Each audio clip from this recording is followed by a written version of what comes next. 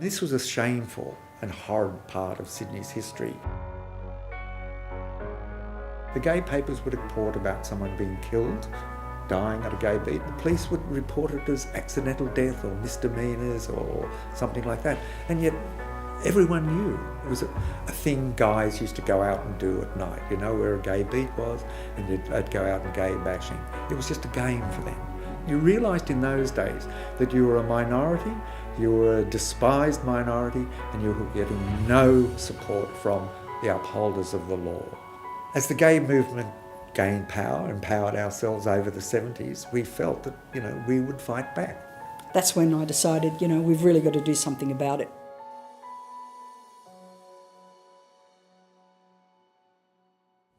When Dykes on Bikes started doing patrols, like, the boys just loved it. Or they suggested that they would do patrols around the area to look after us. They felt safer on the street, and that was the idea, you know, that was the most important thing. They had enough to deal with. The homophobia brought out by AIDS allowed increasing violence. The violence existed beforehand, but it was given a boost by the homophobia brought on by AIDS. It almost became a national sport. I guess through the ignorance of a lot of people, they believed that the AIDS epidemic was our fault, and so therefore we needed to be gotten rid of. The media was bad, and there was soon the death notices started to appear, and the gay papers. In the gay papers, the names of friends. People you'd known for 10, 20 years.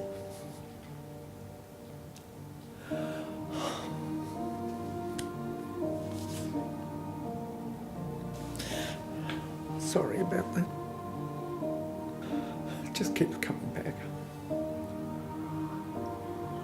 And that was all the more reason why we had to protect who was left. It's a bit hard, that one.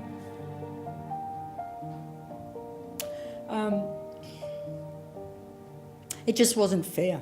It just wasn't fair that these, you know, that the boys had to deal with all that crap that was coming at them on the streets. And for most of them to turn around and die, you know, from this scary monster that had entered our world. So it was really, really important for them to feel safe.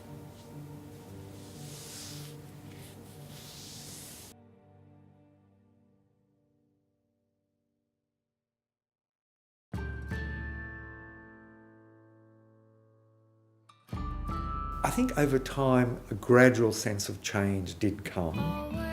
In 1983 they set up something called the AIDS Action Committee, which eventually became ACON. What these groups were doing, setting up support, that the gay community really responded. Once you start strengthening a community, it becomes more and more visible and more resilient.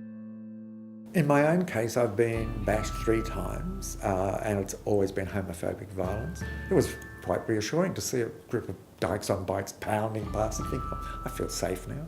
Visually, it brings people together and allows them to see there are others like me, they're experiencing the same thing.